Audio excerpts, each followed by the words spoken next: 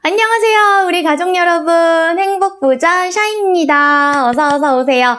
여러분, 이번 영상에서는요, 지금 바로 닥치고 한 달에 한 번씩 딱 1년만 제가 시키는 대로 하면 1년 후에는 돈을 버는 시스템을 구축할 수 있는 방법을 제가 가르쳐 드리려고 해요.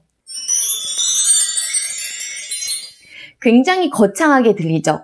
그런데 의외로 그 솔루션은 아주 쉬운 저축 방법 가운데 예금 풍차 돌리기라고 하는 것을 통해서 할 수가 있어요. 제가 금융 전문가는 아니지만 어린 나이 때부터 꽤나 이 돈과 관련된 여러 가지 시행착오를 겪으면서 지금 생각하기에도 이거는 내가 되게 잘한 방법이었어 라고 생각하는 제가 실제로 경험했고 효과를 본 당사자로서 여러분들에게 소개를 해드리는 겁니다. 많은 분들이 조금 저축에 대해서 제가 보기에 좀 잘못 알고 잘못 생각하고 계신 것 중 하나가 적금은 목돈을 만들 때 하는 거고 예금은 목돈을 굴릴 때 하는 거다.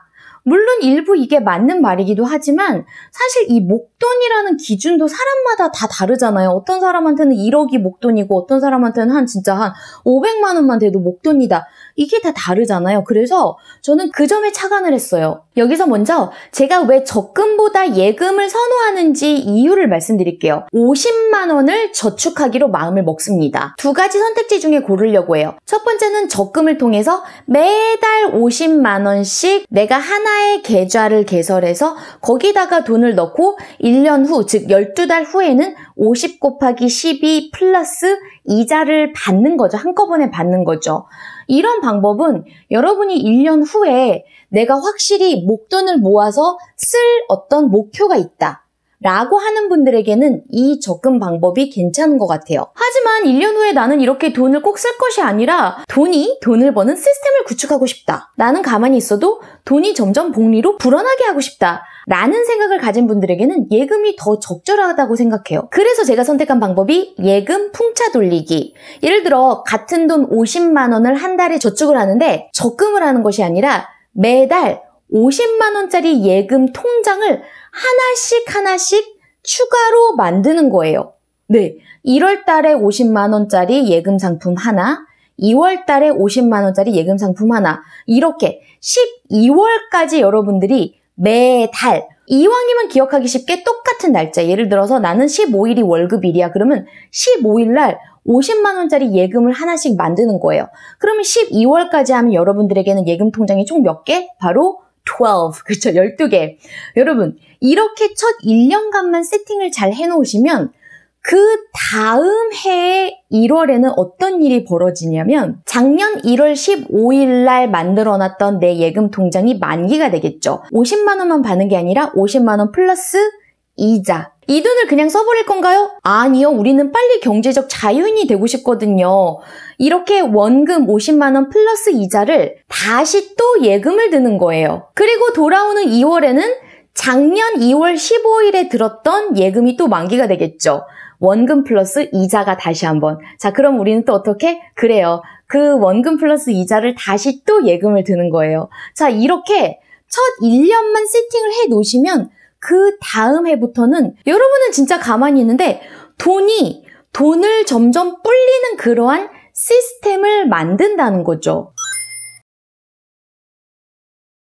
사실 표면적인 금리로만 보면 여러분 적금이 예금보다 더 높아요. 예를 들어 예금 이율이 연 3%다. 그러면 적금은 3.5, 3.6 이런 식으로 항상 보면 더 높거든요. 그 표면 금리만 보고 많은 분들이 적금을 드시기가 쉬운데 적금은 여러분 내가 달달이 50만 원을 붓고 1년 후에 곱하기 12에서 600만 원에 동일하게 3.5 또는 3.6의 이율이 적용되는 게 아니라 첫 달에 넣은 그 50만 원만 3.5%의 이율이 적용이 되고 그 다음 2월 달에 들은 50만 원은요. 3.5 전체가 아니라 그것의 12분의 11만큼. 왜냐하면 2월 달에 들은 50만 원은 1월 동안에는 통장에 없었던 돈이잖아요. 그러니까 나머지 11개월에 대해서만 해당 이율을 적용해요. 그러면 제일 마지막 12번째 달에 들은 50만 원은 그렇죠. 12분의 1만큼만 이율 적용을 받는다라는 거죠. 그러니까 1월 달에 들은 돈과 12월 달에 들은 돈까지 다 합해서 평균을 내보면 표면 금리의 약 절반 정도밖에 실제 금리가 되지가 않아요. 반면에 예금은 여러분, 처음에 돈을 딱 내놓고 예를 들어 1년 동안 그거를 터치를 안 하는 거잖아요. 그 돈이 온전히 다 100% 그 이율 적용을 받는 거죠. 그것이 바로 제가 예금을 조금 더 선호하는 첫 번째 이유. 제가 적금보다 예금을 더 선호하는 두 번째 이유. 바로 리스크 관리 면에서 좀 더 좋다고 생각해요. 적금은 여러분이 1월부터 12월까지 쭉 계속 넣어야 되는데 예를 들어 한 10월쯤에 목돈이 갑자기 필요한 거예요. 그러면 많은 분들이 중간 그냥 해지를 할 수밖에 없습니다. 물론 적금 상품에 따라서 중도 인출이 가능한 것도 있지만 많은 경우 1월부터 9월까지 나는 그래도 적금을 착실하게 내고 있었는데도 불구하고 중간에 해지를 해서 금전적인 이득을 못 보는 경우가 있죠.